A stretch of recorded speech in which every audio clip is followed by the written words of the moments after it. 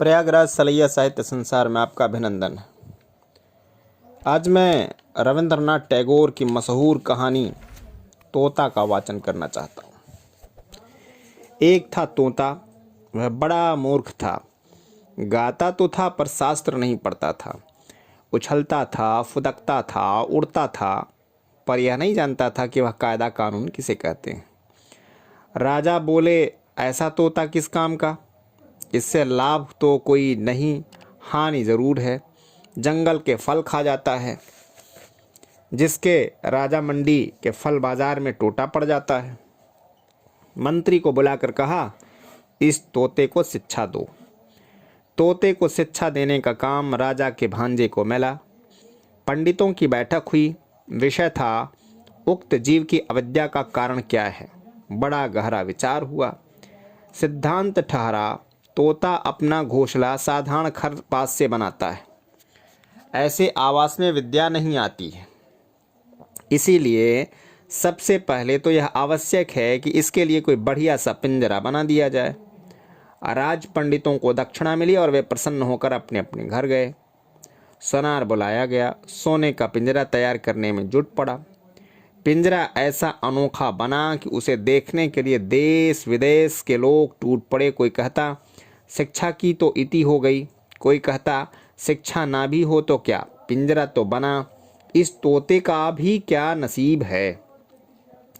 सोनार को थैलियों भर भर कर इनाम मिला। वह उसी घड़ी अपने घर की ओर रवाना हो गया। पंडित जी तोते को विद्या पढ़ाने बैठे। नस लेकर बोले, यह काम थोड़ी पोथियों का नहीं है। राजा के भांजे ने सुना। उन्होंने उसी समय पोथी लिखने वाले को बुलवाया। पोथियों की नकल होने लगी। नकलों के और नकलों की नकलों के पहाड़ लग गए। जिसने भी देखा उसने यही कहा कि शाबाश, इतनी विद्या के धरने को जगह भी नहीं रहेगी। नकल नवीसों को लद्दू बैलों पर लाद लाद कर इनाम दिए गए। वे अपने अपने घर की ओर दौड़ पड़े। उनके दुनिया में तंगी का नामो निशान भी बाकी न रहा।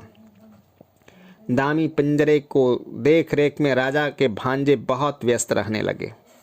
इतने व्यस्त कि व्यस्तता की कोई सीमा न रही। मरम्मत के काम भी लगे रहते, फिर झाड़ू पोंछ और पालिश की धूम भी मची रहती। जो ही देखता यही कहता कि उन्नति हो रही है। इन कामों पर अनेक अनेक लोग लगाए गए और उनके कामों की देख रेख करने पर और भी अनेक अनेक लोग लगे। सब महीनों महीनों मोटे मोटे वेतन ले लेकर बड़े बड़े संदूक भरने लगे। वे और उनके चचेरे ममेरे मौसेरे भाई बंद बड़े प्रसन्न हुए और बड़े बड़े कोठों, बालाखानों और मोटे मोटे गद्दे बिछाकर बैठ गए। संसार में और अभाव तो अनेक हैं, पर निंदकों की कोई कमी नहीं है। एक ढूंढो, 1000 मिलेंगे। वे बोले, पिंजरे की तो उन्नति हो रही है, पर तोते की खोज खबर लेने वाला कोई नहीं है।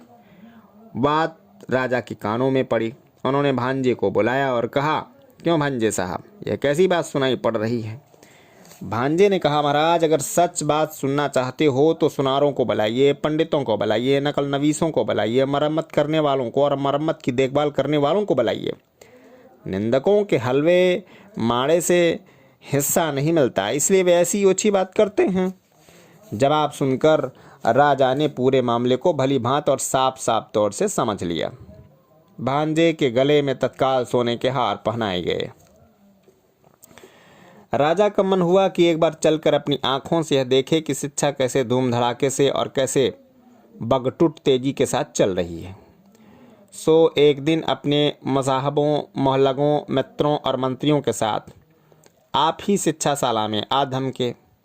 उनके पहुँचते ही ड्योढ़ी के पास शंख, घड़ियाल, ढोल, ताशे, खोरदक, नगाड़े, तुरहियाँ, भेरियाँ, दमामे, कांशे, बांसुरियाँ, झाल, करताल, मृदंग, जगझंप आदि आदि आप ही आप बज उठे। पंडित गले फाड़ फाड़ कर और बूटियाँ फड़का फड़का कर मंत्र पाठ करने लगे। मिस्त्री, मजदूर, सुनार, नकल नवीस, देखभाल करने वाले और उन सभी के ममेरे, फुफेरे, चचेरे, मौसेरे भाई जय जय जय जय जय जयकार करने लगे। भांजा बोला, महाराज देख रहे हैं ना? महाराज ने कहा, आश्चर्य, शब्द तो कोई कम नहीं हो रहा। भांजा बोला, शब्द ही क्यों, इसके पीछे अर्थ की भी कोई कमी नहीं है। राजा प्रसन्न होकर लौट पड़े। ड्योढ़ी को पार करके हाथी पर सवार होने ही वाले थे कि पास के झुरमुट में छिपा बैठा निंदक बोल उठा, महाराज आपने तोते को देखा भी है? राजा वो चौंके, बोले, अरे हाँ, यह तो मैं बिल्कुल भूल ही गया था, तोते को भी तो देखना ही नहीं। लौट कर पंडित जी से बोले, मुझे यह देखना है कि तोते को तुम पढ़ाते किस ढंग से हो। पढ़ाने का ढंग उन्हें दिखाया जाए। देखकर उनकी खुशी का ठिकाना न रहा। पढ़ाने का ढंग तो तोते की तुलना में इतना बड़ा था कि तोता दिखाई ही नहीं पड़ता था। राजा ने सोचा कि अब तोते को देखने की ज़रूरत ही क्या है, उसे देखे बिना भी तो काम चल सकता है।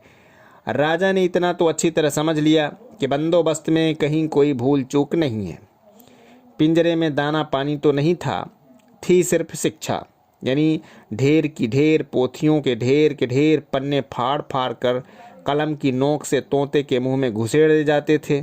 गाना तो बंद हो ही गया था, चीखने चिल्लाने के लिए भी कोई गुंजाइश नहीं छोड़ी गई थी। तोते का मुंह ठसाठस भरकर बिल्कुल बंद हो गया था। देखने वाले के रोंगटे खड़े हो जाते। अब दोबारा जब राजा हाथी पर चढ़ने लगे तो उन्होंने कान उमेठी सरदार को ताकीद कर दी कि निंदक के कान अच्छी तरह उमेठ देना। तोता दिन भद्र रीत के अनुसार अधमरा होता गया।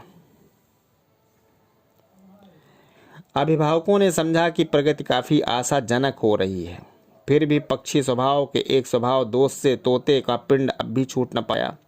सुबह होते ही वह उजाले की ओर टुकुर टुकुर निहारने लगता था और बड़ी ही अन्याय भरी रीत से अपने डैने फड़फड़ाने लगता था।